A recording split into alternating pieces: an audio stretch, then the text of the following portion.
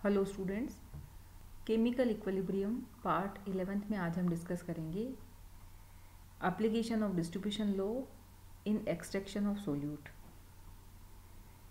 Distribution law की सबसे जो इम्पोर्टेंट एप्लीकेशन है वो है एक्सट्रैक्शन मेथड। किसी सोल्यूट का एक्सट्रैक्शन वह प्रोसेस होता है जिसमें सोल्यूट को उसके सॉल्यूशन में से एक ऐसे अमिश्रणीय सॉल्वेंट की सहायता से जिसमें कि वो ज़्यादा या अधिक सोल्यूबल होता है उसको हम हिला करके सेपरेट कर लेते हैं। हम इसे एक एग्जांपल से समझ सकते हैं कि जैसे जितने भी ऑर्गेनिक कंपाउंड होते हैं वो वाटर की अपेक्षा ऑर्गेनिक सॉल्वेंट में ज़्यादा सोल्यूबल होते हैं।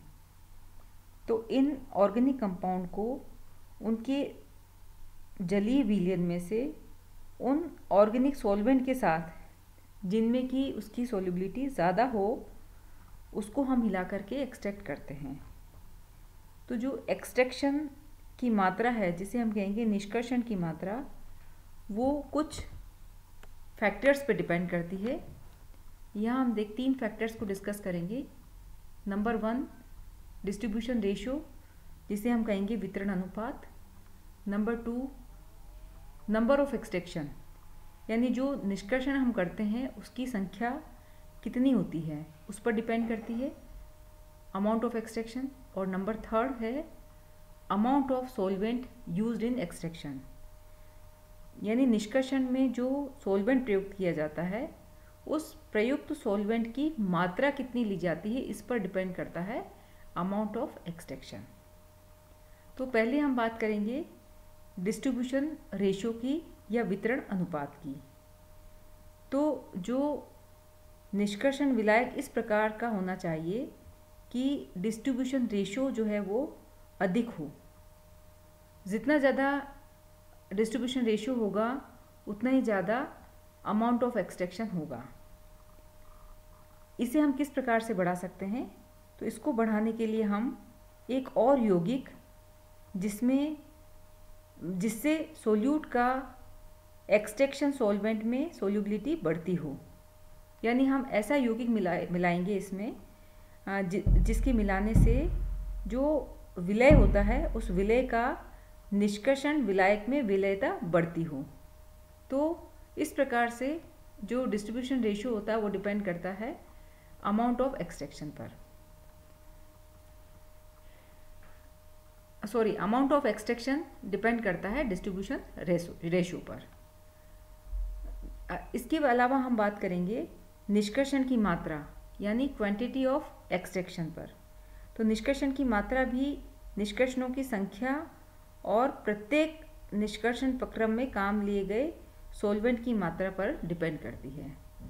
कहने का मतलब ये है कि निष्कर्षण की संख्या तो हो गया ये नंबर ऑफ एक्सट्रैक्शन, और दूसरी हम बात कर रहे हैं कि प्रत्येक एक्सट्रैक्शन या निष्कर्षण में जो सॉल्वेंट यूज़ किया जाता है उसके अमाउंट पर भी डिपेंड करता है। जब एक पदार्थ स्वयं को 2 सॉल्वेंट में डिस्ट्रीब्यूट करता है बिना किसी एसोसिएशन, डिसोसिएशन या केमिकल कॉम्बिनेशन के, तो कई एक्सट्रैक्शन प्रोसेस के पश्चात बचे हुए विलय के भार का परिकलन हम आसानी से कर सकते हैं। यहाँ पर हम आगे देखेंगे कि किस प्रकार से कई सारे एक्सट्रैक्शन प्रोसेस हो गए उसके बाद भी जो बचा हुआ सोल्यूट है, रिमेनिंग सोल्यूट है, उसको हम किस प्रकार से कैलकुलेट करेंगे। और यही क्वेश्चन आपके एग्ज़ाम में आता है। देखिए यहाँ हम देखेंगे कि मान लीजिए W gram solute is dissolve in VmL solution. जो W ग्राम विलय है उसको हम VmL विलयन में डिजोल्व करते हैं, या हम कह सकते हैं कि W ग्राम सोल्यूट VmL सॉल्यूशन के अंदर घुला हुआ है। इस सॉल्यूशन को हम एक दूसरे V1 ml अमिश्रणीय विलयन के साथ तब तक हिलाते हैं जब तक कि साम्य स्थापित ना हो जाए। तो यहाँ पर हम क्या करेंगे कि सबसे पहले आपने W ग्राम सोल्यूट लिया, जिसको V ml सॉल्यूशन में डिज़ोल्व किया।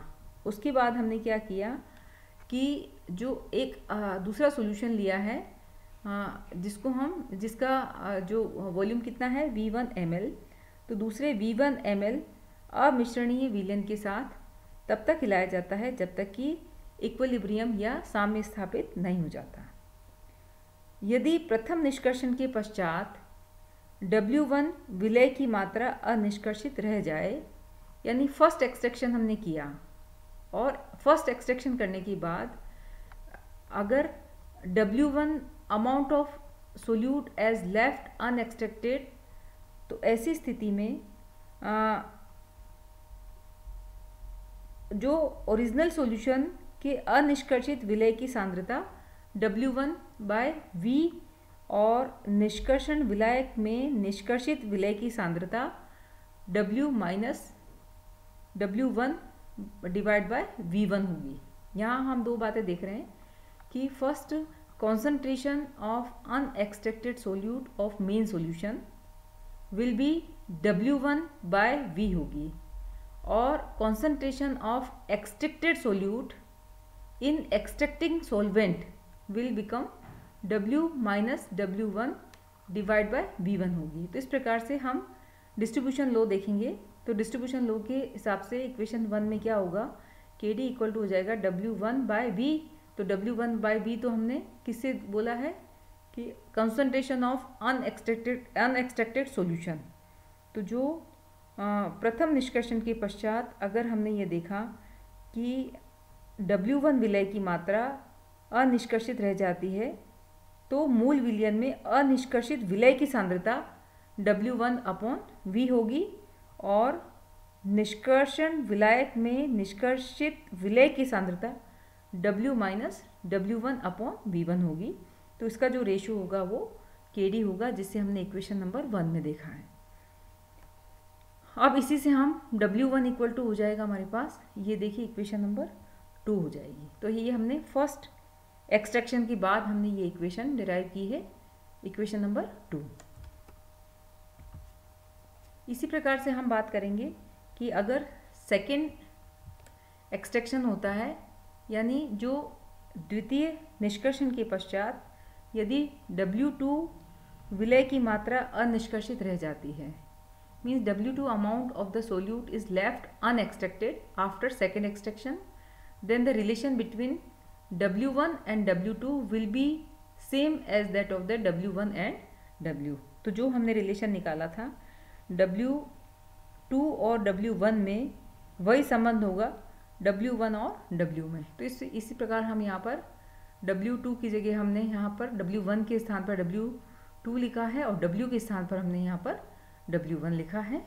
और इस इक्वेशन में हमने इस प्रकार से हमें ये सब्स्टिट्यूट करने पर हमें इक्वेशन प्राप्त होती है और इससे हम W2 इक्वल टू हमें मिला है, W2 इक्वल टू ये हो गया यहाँ पे W KdV प्लस V1 और हम यहाँ पर चूंकि सेकेंड एक्सट्रैक्शन हुआ है तो पावर यहाँ पर हो जाएगा 2। अब हम बात करें एक जनरल इक्वेशन की, जिसमें हम आफ्टर nth एक्सट्रैक्शन यानी n निष्कर्षण के पश्चात जो विलय की मात्रा होगी, amount of the solute left unextracted, जो अनिष्कर्षित विलय की मात्रा होगी n एक्सट्रैक्शन के बाद, उसको हम एक इक्वेशन से रिप्रेजेंट करते हैं, जो कि हमने इक्वेशन नंबर 4 लिखा है। केवल यहाँ 1 2 फर्स्ट सेकंड थर्ड की जगह हमने यहाँ पर n निष्कर्षण लिया है, तो n और ये पावर n हो जाएगा। इस प्रकार से हमें इक्वेशन नंबर 4 प्राप्त हो जाती है। As KdV/KdV plus V1 is less than 1, इसका जो मान होता है वो 1 से कम होता है। अतः for a given value of KD n can be increased to decrease WN value. हमें क्या करना होगा कि WN की वैल्यू जो है वो कम हो, यानी जो अनएक्सट्रैक्टेड सोल्यूट जो बचा हुआ है उसकी मात्रा कम हो, उसके लिए हमें n की वैल्यू को बढ़ाना होगा। तो n can be increased, n का मान हम किस प्रकार से बढ़ा सकते हैं, ये हमें करना होता है, n की वैल्यू को बढ़ाना होगा। क्योंकि हमें wn की वैल्यू को डिक्रीज करना होता है। अब चूंकि since n into V1 is the total volume of extracting solution, जो n इंटू V1 है यहाँ पर, वो उपलब्ध निष्कर्षण विलायक का कुल आयतन है, या हम इसको कह सकते हैं कि it is a constant, n into V1 एक कांस्टेंट होगा। देयरफॉर टू इंक्रीज n, हमें n की वैल्यू को इंक्रीज करना है, तो V1 मस्ट बी डिक्रीज्ड। तो V1 की जो वैल्यू होगी, n की वैल्यू को बढ़ाएंगे। यहाँ देखिए आप, जब n की वैल्यू बढ़ेगी, इंक्रीज होगी, तो wn की वैल्यू डिक्रीज हो जाएगी। तो because n into V1 is a constant, therefore to increase n, हमें n की वैल्यू को बढ़ाने के लिए V1 मस्ट बी डिक्रीज्ड, यानी जो V1 की वैल्यू कम होनी चाहिए, instead of increase V1 and decreasing n, यानी V1 को बढ़ा दें और n को कम कर दें, उसकी बजाय क्या होना चाहिए कि n की वैल्यू ज़्यादा होनी चाहिए और V1 की वैल्यू कम होनी चाहिए। और हम दूसरे शब्दों में कह सकते हैं कि the efficiency of extraction can be increased by increasing the number of extraction, यानी जितनी ज़्यादा नंबर ऑफ एक्सट्रैक्शन की संख्या हम बढ़ाते जाएंगे, एफिशिएंसी ऑफ एक्सट्रैक्शन बढ़ती जाएगी।